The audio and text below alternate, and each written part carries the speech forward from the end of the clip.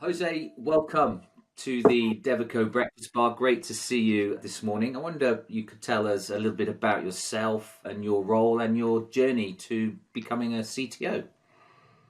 Yeah, sure. Thanks very much, Stephen. I guess my background, so I'm originally from Spain, although I've been living in the UK for a good almost 30 years now. And my background is very much started in the sort of data science space. So I studied maths and physics up at Durham University, and then I went on to do a PhD, etc. So I was in academia for a while.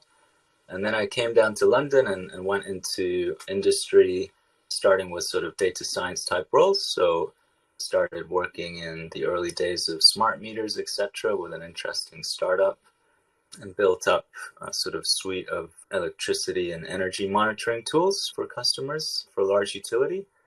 And then I sort of went on from there, and I've worked in different industries in media and telco, travel, real estate, and more recently FinTech. And it's something that I really enjoy doing. So just generally getting into the technology space after I was in academia, because it allows you to work in almost any area and learn a lot about different industries. So yeah, I come from that background. And then over the years, of course, as I got more experience and had the opportunity to manage teams, and then I got sort of broader responsibilities, I eventually became Chief Technology Officer, looking after not just data and engineering, but other aspects as well, DevOps, cybersecurity, etc. So it's been a little bit my journey throughout the years. Thanks, Jose. A big breadth of experience. I mean, lots of exposures to different aspects of the role you're in. How about sharing with us something around that you're truly passionate about? Well, first thing is kind of the team itself, so the people. For me, it's really important to build a team that works very well together, collaborative, sort of proactive, that's enthusiastic about what they're doing. And I guess I see my role as enabling that to happen, both providing people with direction and guidance as to what it is we're trying to accomplish, and then sort of empowering them to be able to use their skills and their experience in pursuit of that goal. So I would say actually like the team side of things, which is kind of the people management side of technology leadership, is really important for me. I look at people that don't just have good technical skills, because obviously that's necessary, but also have very high integrity, for example, that work well with others, collaborate well, share their knowledge, those sort of attributes that help build up a successful team. So for me, that's really important. Thank you. It's great to hear you're passionate about the importance of people within the sector, and we'll come to a bit of that later. Tell us what you feel is probably your most important accomplishment to date as a CTO. I guess there's different examples that come to mind.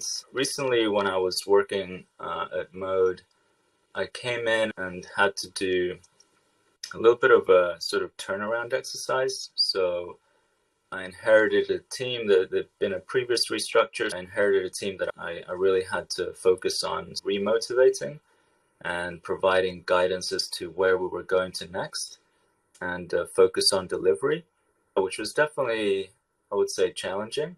And being able to do that and then work on designing a new product roadmap, and then, which was a shift for the company from their prior objectives that they had, all of that kind of put together and being able to do that successfully, for me, like, I felt sort of proud of being able to do that, because it was definitely tricky at times.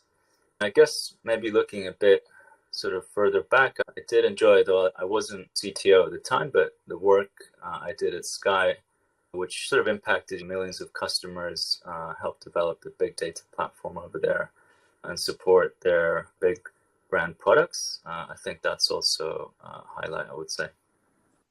Okay, some significant accomplishments. Before we get into talking some technical stuff, let's just ask one more question, Jose. Within all of those accomplishments, could you share with us perhaps a funny situation that you look back on at work, a particular project, and kind of what's your reflection on that? I guess like recently it was a bit funny for me, but when I joined Mode as well, they were sort of working in an agile framework. We kind of changed it slightly. But anyways, part of our regular stand-ups, the guys started requesting sort of words of wisdom kind of thing every time we had one of these regular sessions, which definitely caught me a little bit unprepared the first time. So I had to start kind of researching something interesting to say or some words of wisdom to share in these meetings. And I guess it goes to the point of keeping people motivated. And, there's this sort of lighthearted side of things as well. It's not just giving people technical tasks, etc., but the more lighthearted element is also quite important, right? To build that rapport, especially when we're all remote. So yeah, that was, I guess, kind of like an interesting, funny thing that came up more recently. Thank you for sharing that. Let's start thinking about technology in the space that we're in. Often people will say one constant is change, and never more so in the technology space. How do you yourself go about keeping up to date with the changes in the space that we're in? Yeah, absolutely. There's just so much change happening all the time. I think it's a combination of factors. I do like to just read a lot about what's going on and blogs and things like that. Also, just from talking to people, whether it's in my team or other organizations as well. So attending networking events or conferences, things like that. I also enjoy the occasional more structured approach, just doing short online courses or things like that, and maybe like new technologies and new areas, or even going a bit deeper into areas that I've worked in the past, for example, on AWS or things like that. I guess then it's just also in the day to day. For me, I've worked in startups and corporate environments, which gives you different exposure to different technologies.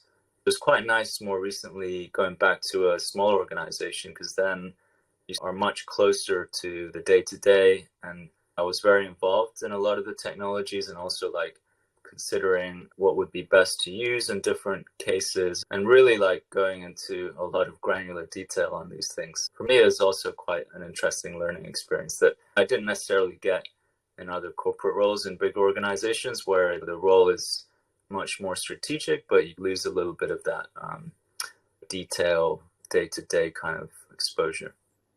Great, thank you. Challenge keeping on top of all of that and do the day job at the same time. There's been previous conversations in some of our podcasts around computer language and development frameworks, and I wondered, how would you make a choice about which computer language or development framework to use, and how much to a standard should it be for you? I guess it all stems from what the business is trying to achieve. What are the business objectives, and what are therefore the products that we need to develop, and what's the target audience? If it's a B2C kind of proposition, like how is it best to reach them? If it's B2B, again, like different approaches. I think a lot of it stems from that, just understanding what we're trying to do. And then once you're clear on that, for example, Mode was a B2C proposition and sort of mobile first B2C proposition. So that was the best way of reaching our potential customers. So then you can get more into, okay, so if we're building a mobile application on iOS, Android, what frameworks do we want to use? Do we want to use a cross-platform approach, a native approach on the infrastructure? What kind of services are we going to be developing? How do we want to structure that side of things, the infrastructure? What cloud do we want to use? So you kind of start getting into a lot more of those details, but it stems from what you're trying to achieve in the first place, I would say. And then also things like how much kind of funding and budget do you have, right? So more practical considerations, not just now, but in the future. So that could inform, maybe you want to take a more cross-platform approach to mobile development, use something like Flutter instead of doing native. And you sort of have to make those decisions balancing quite a few factors. Jose, for you, what are the characteristics of a good software or IT system design, and how would you differentiate a good architecture from a bad? I think it goes back to what you're trying to build. I mean, there's certain hygiene factors that every good architecture has to have, I would say, in terms of things like security and good practices like automation, infrastructure as code, etc. Continuous development. So just kind of making sure that it's built in a way that increases the automation, and you're able to reproduce results across different environments, etc. So those type of hygiene factors that I think are important in any design, but I think more crucially, it's going back to the problem that you're trying to solve and not under engineering or over engineering the solution to that problem, because you can do both. So a good design, a good architecture basically solves the problem that you have in, I would say, as simple a way as possible, but allowing for future growth, future development, different possibilities that you might want to add. So, but there's a danger, I think, some of the time, especially in startups, where at the beginning you're still trying to get a good product market fit, where you might think, well, we're just going to build this amazing platform with everything automated, microservices, everything as you might do if you had lots and lots of money and were in a much bigger organization. But actually, it then causes a lot of overhead. It's not really necessary because you don't have necessarily the scale, etc. It's a balance, and I think designs also evolve over time. I don't think there's a sort of single design that is valid, let's say, in the early days of a company and is then valid 1, 2, 3 years later. So I see it very much as a good design is something that allows you to evolve as well. So it's a kind of starting point of evolution. And always bearing in mind, if you do need to evolve this, design it in a way that allows you to do that sort of relatively painlessly. Don't build something that really boxes you in a particular way, and it just becomes extremely difficult if you ever want to adapt it or change it. I think those are some of the key elements that I would say between good and not so good designs. Thank you for the insight. You referenced a number of times cost and budget, and I just wondered specifically if you could share with us any tools you use as a CTO to drive efficiency in your teams. I don't use anything special, so we use the standard from a work management point of view, tools like Jira, etc., to manage our agile development, and then you can look at the velocity and productivity there. And then I also kind of keep an eye on the infrastructure side, on that cost as well. I guess, again, the design should have an eye for optimizing those running costs as well. So building things in a way that can scale and not necessarily create a big overhead all the time when you don't need things. They can be scaled down and so on. I guess from a people perspective, just using simple tools like those work management tools, agile tools, and then just keeping an eye on infrastructure costs, also working quite closely with the CFO, etc.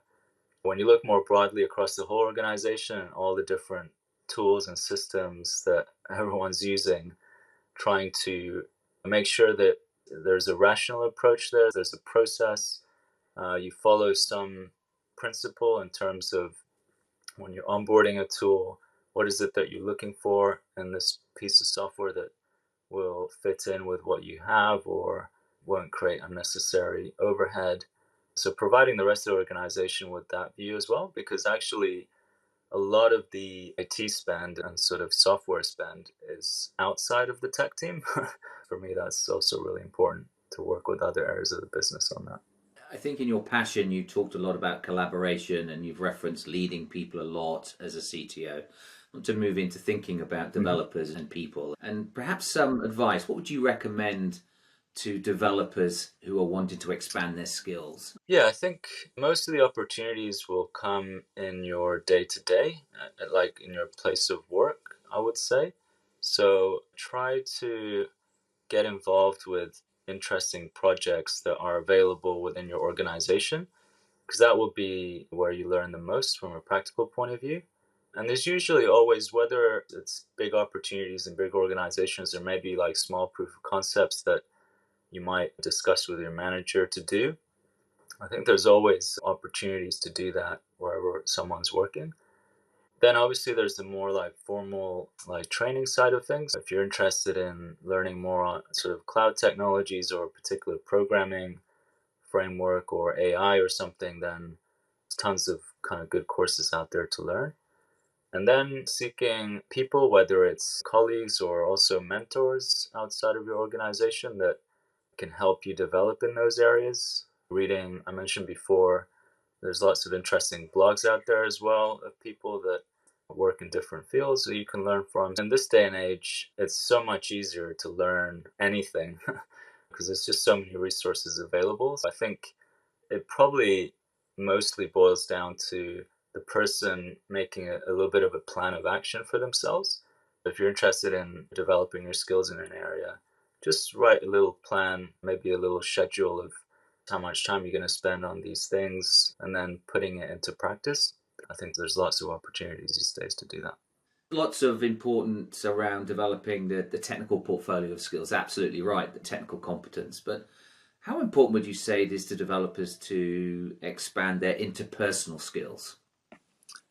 Really, really important, especially in this day and age where a lot of the teams are distributed around the country or even different countries, working mainly remotely.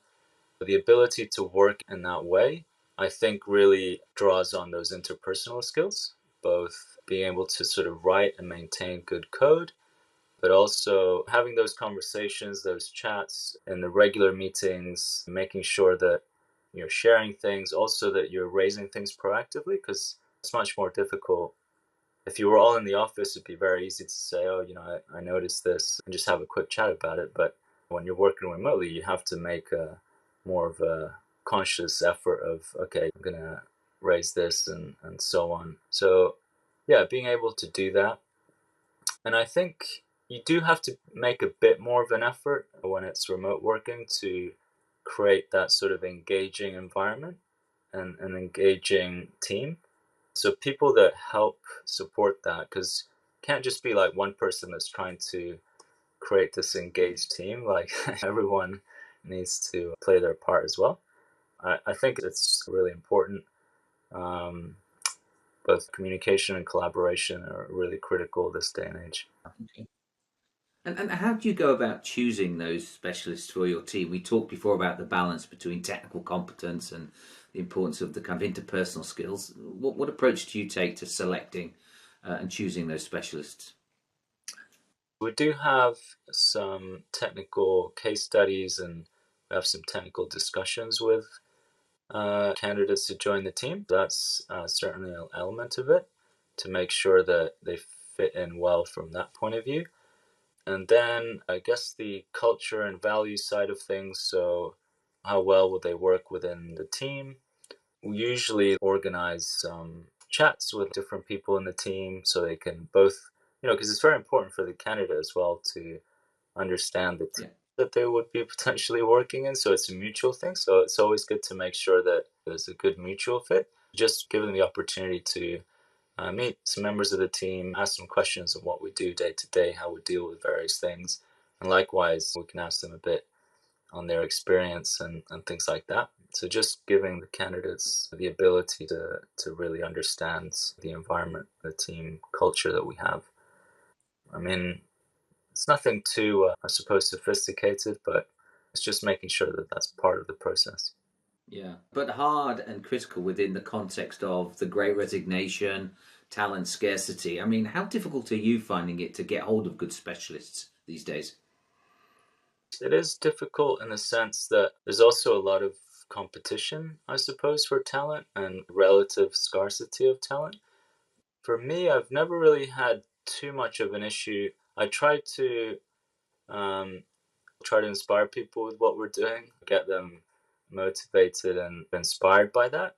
And then also talked about it a lot, which is the people aspect of things. I think a lot of people these days are very interested in working in an environment where they feel comfortable, where they feel supported, where they can develop, where they can work well within the team.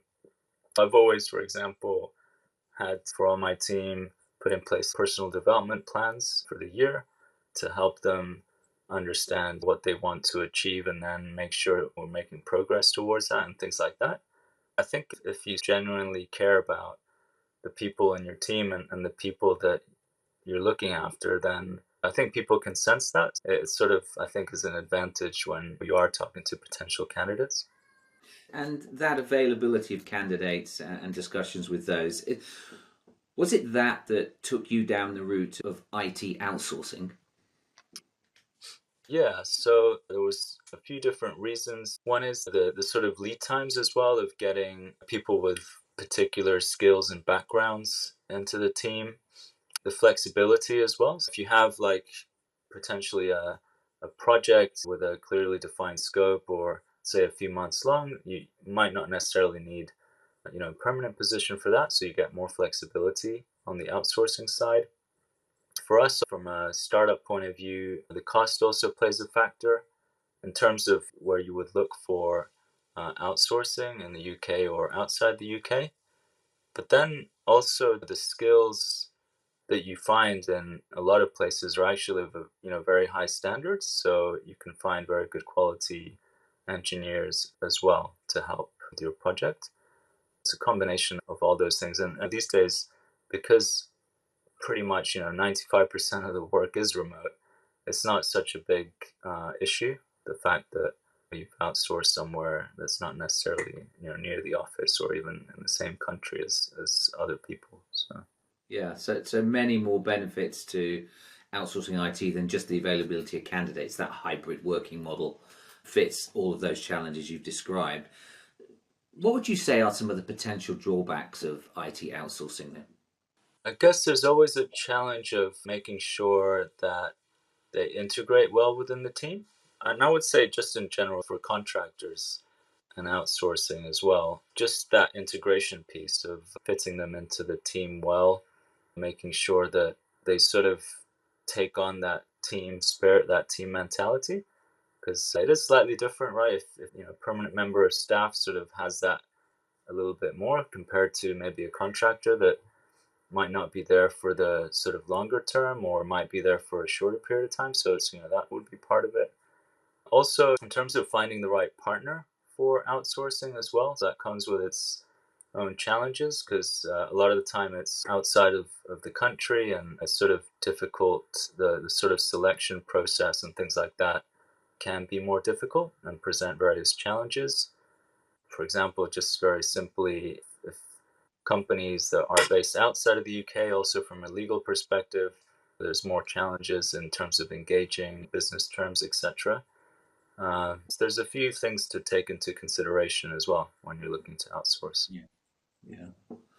So I wonder if you could share with us, what kind of high level, a specific example of where outsourcing has really worked for you. I guess over the years, we've worked with various outsourcing models, and it's worked best when there's a clearly defined scope for a project, and then it's relatively independent. So then you can give a good sort of detailed brief to an outsourced team, and then they can work on it, and there's sort of clear deliverables.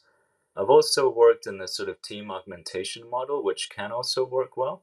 But that also needs a lot more, let's say, due diligence, a lot more sort of effort to make sure that these augmented team members are seamlessly integrated. For example, at Sky, when I was working there and working on building out this big data platform and supporting products like Sky Q and so on, we had various outsourcing models there. And also more recently at the Crown Estate, where again we worked with different partners developing different digital products and the data platform there, and more recently at Mode, of course, as well. It's, I think, a very important element of any technology function these days. It's very integral. So you need to be able to manage that and know the pros and cons of that very well, I think. Okay, thank you. You talked before on the drawbacks of IT outsourcing, obviously many providers who are going to work with. You have a long-standing relationship with Devico. I'd like to just talk a little bit about that, if that's okay, and start by asking, why did you choose Devico to work with, and how long has that relationship been going for? Sure. I think the relationship's been going for quite a while with Mode. I think it's been over 3 years. I joined Mode in the last year. I've been working directly with Devico for a year, but their relationship is even longer than that. And I think in terms of Devico, they offer I would say very good candidates, firstly. The engineers that we have working with the team are excellent. I mean, I'm pretty amazed, especially with everything that's going on in the country, the level at which they can work and deliver on things and projects, and bearing in mind also the relative sort of hardship that they're going through. It's pretty incredible. I mean, they're some of the most dedicated and hardest working engineers I've come across. It's been a real pleasure to work with them. They're very committed and very, very competent as well. It's been great experience from my point of view. Thank you.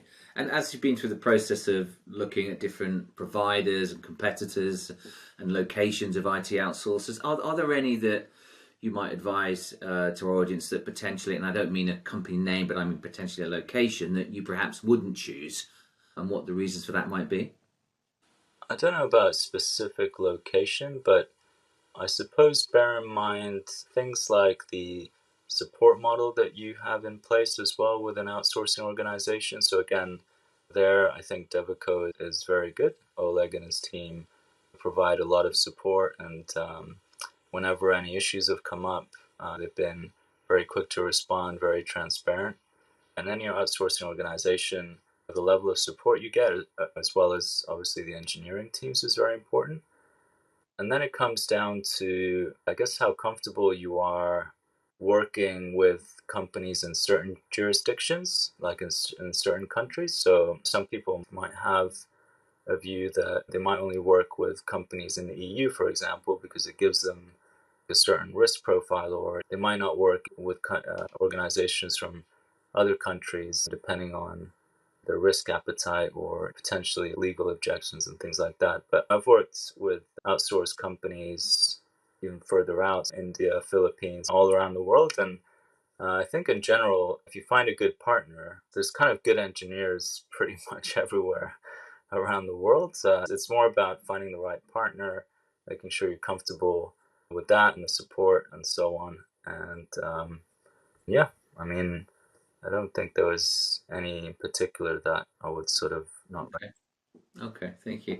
And I think we've kind of established finding the right strategic partner does give you that blend of resourcing model to meet your needs as a CTO. There are still many that haven't yet taken that leap, and I wondered, what would you advise to those who still haven't considered IT outsourcing, or actually maybe wanting to take those early steps? What advice could you give them?